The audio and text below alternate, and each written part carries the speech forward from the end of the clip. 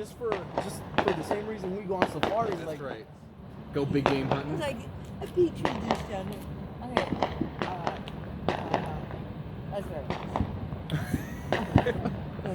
Alright. Like, imagine if you could go on an alien tourism trip. I'd be down. Yeah. Take me there. I'll Yeah, be we an could just astronaut. drive through their hometown, see what they do for What do fun. they eat? Yeah, What's exactly. going on? What am I smelling?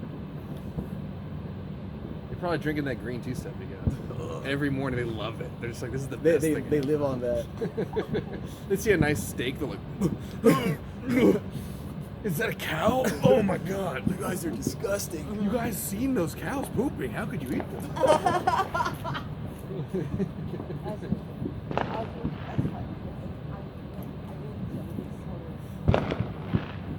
Brandon's actually really sick. I was surprised. The one thing I didn't love was they took their, it is a military style APC, like drug bus, I guess, and they just piled it full of kids. And they're like, well, yeah, militarism in the police force is good. I'm like, oh, not really. Hell no. Like, I actually like Redwood City Police. They're pretty chill. Yeah.